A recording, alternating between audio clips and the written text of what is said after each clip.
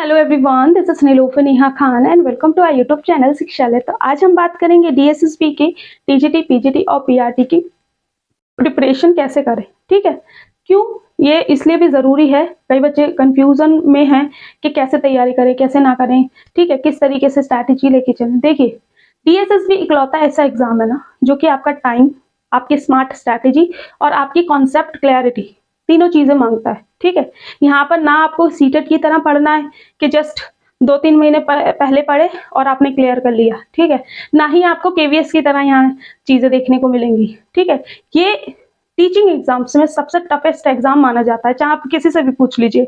तो यहाँ पर आपको बहुत सी चीजों का ध्यान डे 1 से ही रखकर चलना पड़ेगा। ठीक है, यहाँ पर आपको जनरल पार्ट में भी क्वालिफाई करना पड़ेगा, सब्जेक्ट स्पेसिफिक में भी क्वालिफाई करना पड़ेगा, प्लस यहाँ पर आपको नेगेटिव मार्किंग भी मिलती है 0.25 की। ठीक है, तो अगर आप एक क्वेश्चन 4 क्वेश्चन गलत करते हो तो एक जो आपका सही आंसर होगा वो भी कटेगा। ठीक है, तो ये याद रखिए। तो यहाँ पर आपको स्मार्ट स्ट्रैटेजी के साथ डे 1 से बहुत अच्छे से तैयारी करनी पड़ेगी। और यहाँ पर मैं कोशिश करूंगी कि चाहे वो टीजीटी वाला बच्चा हो या फिर पीजीटी वाला बच्चा हो या फिर पीआरटी वाला, तीनों के लिए ही ये जो स्ट्रैटेजी है वो यूजफुल हो। देखिए, सबसे पहले मैं आपको एक चीज बताना चाहूंगी कि डीएसएसबी में आप 2 चीजों को बहुत ही सीरियस लेके चलेंगे। एक उसका सिलेबस, दूसरी चीज है आपकी मेहनत। ठीक है, अगर इन 2 चीजों के साथ आप सीरियस हो गए ना तो आपके सिलेक्शन को कोई नहीं रोक पाएगा। ये चीज क्यों बता रही हूँ, क्योंकि आप जानते हो कई बच्चे ऐसे हैं जो कि साल 1.5 साल से मेहनत कर रहे हैं। ठीक है, उनके साथ आपको कंप्लीट करना है और यहाँ टाइम बहुत कम होता है। ठीक है, ऑनलाइन एग्जाम होता है आपका और यहाँ टाइम बहुत कम होता है। तो टाइम की शॉर्टेज के हिसाब से बच्चे क्या करते हैं कि लास्ट वाले पोजीशन पे पहुंच ही नहीं पाते। एक चीज और है कि यहाँ पर आप अपनी मर्जी से, जैसे केवीएस में अभी काफी सारे बच्चों ने एग्जाम दिया है, तो केवीएस में ये था ना कि आप फर्स्ट सेक्शन पे भी अपनी मर्जी से पहुंच जाइए, लास्ट करना है तो लास्ट पे पहले पहुंच जाइए। यहाँ ये नहीं है, यहाँ ये अपनी मर्जी के अनुसार आपको कोई भी पार्ट देंगे। ठीक है, और उसे आपको सॉल्व करना पड़ेगा। अगर आपने उसे स्किप करके आगे चले गए तो आप उस पार्ट पे दोबारा नहीं आ पाएंगे, ये बात याद रखिए। इनका जो सेटअप है ना ऑनलाइन का, वो इस तरीके का है। जो पार्ट आपके सामने आ गया, जैसे कि मानिए जनरल पार्ट में आपके पास मैथ्स पहले आ गया, ठीक है, तो आपको पहले वो मैथ्स ही करना पड़ेगा। आपके पास चॉइस नहीं है कि आप पहले जाके रीजनिंग कर लें। और अगर आपने वहां पर मैथ्स स्किप कर दिया तो आप दोबारा मैथ्स पे नहीं जा पाएंगे। ये बात याद रखिए। ये चीजें बहुत छोटी छोटी हैं, लेकिन एग्जाम हॉल में आपके पेपर खराब करने के लिए ना काफी है। ठीक है, आपकी सारी तैयारी धरी रह जाती है जब आप एग्जाम हॉल में अच्छा परफॉर्म नहीं करते। ठीक है, तो सबसे पहले मैं बता देती हूँ 2-3 चीजें आपको कि यहाँ पर आपको जो एग्जाम आपका होता है वो 2 पार्ट्स में होता है। ठीक है, 2 पार्ट्स में होता है। पहला होता है आपका जनरल पार्ट, दूसरा होता है सब्जेक्ट कंसर्न या सब्जेक्ट स्पेसिफिक, जो भी कह लीजिए। ठीक है, जनरल पार्ट में आपका हिंदी, इंग्लिश, रीजनिंग, मैथ्स और जीके, जीए, करंट अफेयर सब आता है। ठीक है, तीनों चीजें आती हैं। ये आपकी होती है 100 मार्क्स की। ठीक है, 20 मार्क्स इसके, इंग्लिश के 20 इसके, 20 इसके, 20 इसके, 20 इसके। देखिए, अगर आप जनरल पार्ट को ही करने बैठोगे ना तो आपको कम से कम अगर आपकी नॉर्मल कोई बच्चा है तो मैं यहाँ मानती हूँ कि उसे इसी पार्ट को सॉल्व करने में कम से कम 1.5 घंटा चाहिए ही चाहिए होता है। 1.5 घंटे का मतलब है यहाँ पर आपको 30 मिनट चाहिए। तो इसीलिए आपको डे 1 से अपने जनरल पार्ट पे कमांड करनी पड़ेगी। चाहे आप हिंदी ले लीजिए, इंग्लिश ले लीजिए या रीजनिंग ले लीजिए, मैथ्स ले लीजिए। ठीक है, और रीजनिंग और मैथ्स तो टाइम कंज्यूमिंग होते ही हैं। ठीक है, तो डे 1 से आपको इनकी तैयारी करनी पड़ेगी। और हाँ, प्रीवियस पेपर्स मैं भी चैनल पे आपके साथ सॉल्व करवाऊंगी ताकि आपकी प्रिपरेशन को और इनहेंस किया जा सके। रही बात नोट्स की, तो नोट्स में भी मैं कोशिश करूंगी कि जितने भी क्वेश्चंस अगर मैं दे रही हूँ तो वो सारे प्रीवियस ईयर के दूं, ताकि आपको एक एग्जामिनर का माइंडसेट पता चल जाए कि एग्जामिनर आपसे किस तरीके से, कितनी डीपली क्वेश्चन पूछ रहा है। ठीक है, तो यहाँ पर ये चीज पता चल गई। यहाँ पर ट्विस्ट क्या आता है वो जान लीजिए। यहाँ पर जैसे 100 मार्क्स का आपका पेपर है, अब यहाँ पर जनरल वाले जो बच्चे हैं उन्हें 40 नंबर पे स्कोर करना ही पड़ेगा। ठीक है, अगर आपको कट ऑफ में अपना नाम चाहिए तो यहाँ पर 40% यानी कि 100 में से 40 नंबर तो आपको लाने ही लाने हैं। उसके बाद आप सोचिएगा कि आपका कट ऑफ में नाम आएगा। ठीक है, तो 40 यहाँ और 40 ही यहाँ क्वालिफाई होता है, ये याद रखिए। डे 1 से इस चीज को ध्यान में रखेंगे कि आपको, देखिए मेरे सामने कई ऐसे लास्ट ईयर जब मैंने कई बच्चों के मेरे पास मैसेज आए थे कि उनके 39 आए थे जनरल पार्ट में, ठीक है 39 जनरल पार्ट में, और उन्होंने सब्जेक्ट में अपने 70 स्कोर कर लिया और कट ऑफ लगभग 115 गई थी, ठीक है। तो आप ये एक बात बताइए, यहां से उनके अराउंड जितने भी मार्क्स बने, मतलब मान लीजिए यहाँ 35 है, ठीक है, ओ सॉरी 75 मार्क्स उसके सब्जेक्ट में, ठीक है, तो उसने कट ऑफ तो क्लियर कर ली, मार्क्स तो उसके पूरे बन रहे, लेकिन यहाँ पर वो क्वालिफाई ही नहीं कर पाया, तो इसलिए उसका कट ऑफ में नाम ही नहीं आया। एक एग्जांपल दे रही हूँ, ठीक है, इस चीज को याद रखिए। तो इस चीज को आपको डे 1 से लेकर चलना है कि यहाँ आपको एटलीस्ट 50 से, अगर बहुत खराब है ना किसी की मैथ्स रीजनिंग वगैरह, तो वो इतना आराम से स्कोर कर सकता है अगर थोड़ी सी भी एफर्ट्स डालेगा, ठीक है 50 मार्क्स। और सब्जेक्ट पे अपनी कमांड रखिएगा, लेकिन मैं एक चीज आप लोगों से कहना चाहूंगी कि यहाँ आपको सब्जेक्ट पे आपका जो होता है ना, उसका सिलेबस फिक्स नहीं होता, तो आप कितना भी अच्छे से पढ़ लीजिए, कितना भी इन डीप पढ़ लीजिए, आप यहाँ पर 70 और 80 के रेशियो के बीच में रह जाएंगे, ठीक है।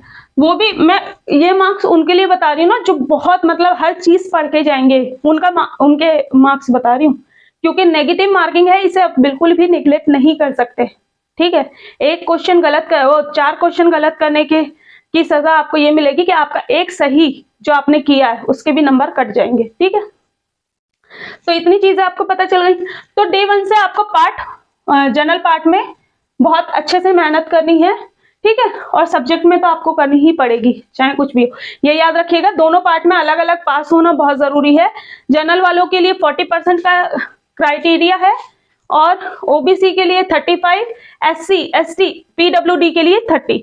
देखिए वीडियो लंबा जरूर हो जाएगा, ठीक है, लेकिन इतना अगर आप ध्यान से देख लेंगे ना चीजों को, तो इंशाल्लाह आप लोगों के लिए ये वीडियो इतनी यूजफुल होगी कि आपको एग्जैक्ट पता चलेगा कि हमें किस डायरेक्शन में किस तरीके से तैयारी करनी है, ठीक है। ये चीजें मैंने बता दी आपको। एग्जाम आपका टीजीटी और पीआरटी का 2 घंटे का होता है। यही बात करें पीजीटी की, तो पीजीटी का आपका होता है 3 घंटे का, ठीक है, क्योंकि उनका सब्जेक्ट के 200 क्वेश्चंस आते हैं, ठीक है।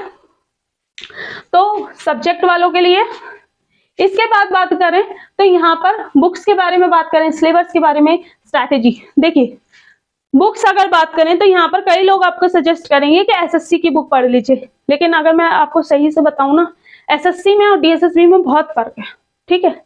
अगर आप डे 1 से ही, क्योंकि आपने अभी तक टीचिंग एग्जाम्स के लिए ही तैयार किया है, ठीक है, तो अगर आप डे 1 में ही एसएससी की बुक्स लेके बैठ जाइएगा ना, तो क्या होगा, आपका मॉरल मतलब आपका कॉन्फिडेंस लेवल है ना बिल्कुल डाउन हो जाएगा उससे।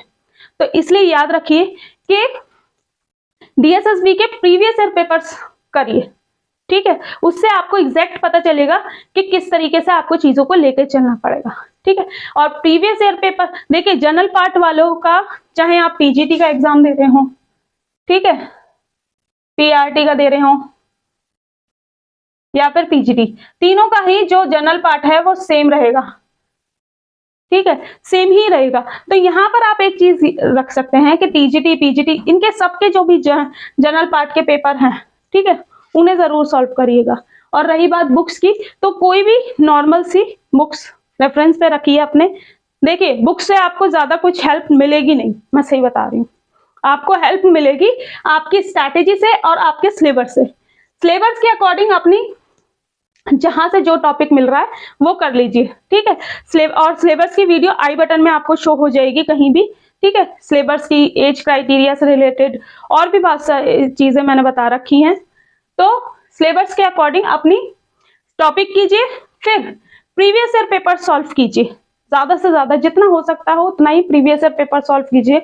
चाहे आप डीएसएसबी के टीचिंग एग्जाम्स के सॉल्व करें या नॉन टीचिंग के करें, क्योंकि जनरल पार्ट सबका सेम रहता है, ठीक है, सब्जेक्ट चेंज हो जाता है सबका।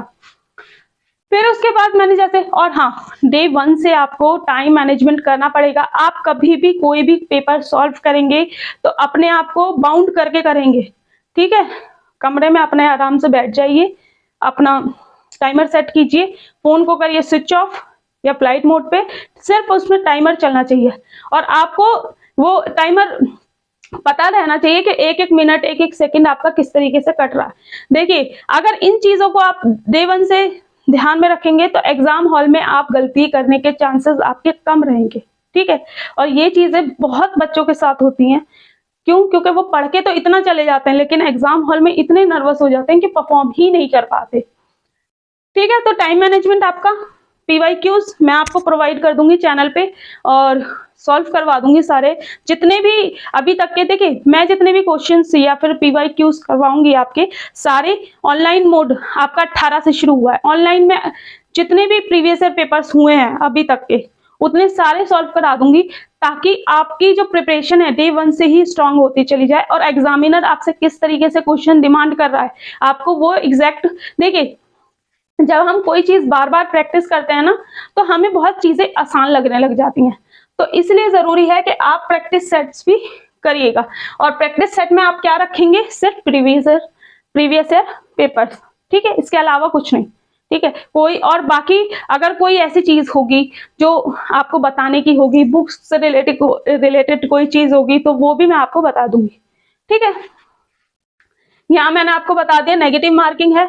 और इसके बाद अगर हम बात करें लास्ट में तो देखिए DSSB का जितने भी बच्चे DSSB के लिए प्रिपेयर कर रहे हैं, ठीक है, ये बात याद रखिए कि कई बच्चे ऐसे हैं जो सालों से प्रिपेयर कर रहे हैं, मतलब सालों से एक एक डेढ़ साल से लगे हुए हैं। लास्ट टाइम उनका एक एक दो नंबरों से जिनका रह गया है वो इस बार कोशिश करेंगे कि उनका सिलेक्शन हो जाए। तो इस बात का ध्यान रखिए कि आपका कंपटीशन उनसे है, ठीक है।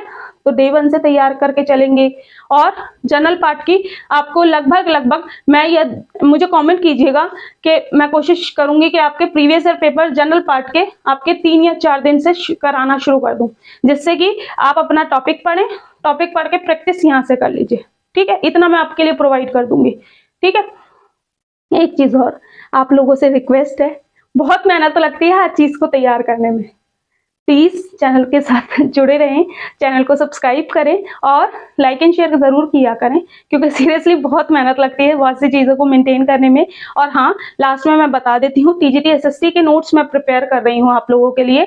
तो यहाँ पर एक चीज याद रखिएगा, TGT SST के जितने भी मैं नोट्स प्रिपेयर कर रही हूँ, क्योंकि DSSB का कोई फिक्स सिलेबस नहीं है, तो इसमें जितने भी नोट्स आपको मिलेंगे 9th 10th, ठीक है, और कुछ टॉपिक 11th के और कुछ टॉपिक 12th के, ठीक है, जो मुझे प्रीवियस ईयर पेपर्स के अकॉर्डिंग आपको दिखाई देंगे, ठीक है, उन्हें मैं आपको प्रोवाइड करूंगी उन बुक्स में और उन नोट्स में, ठीक है।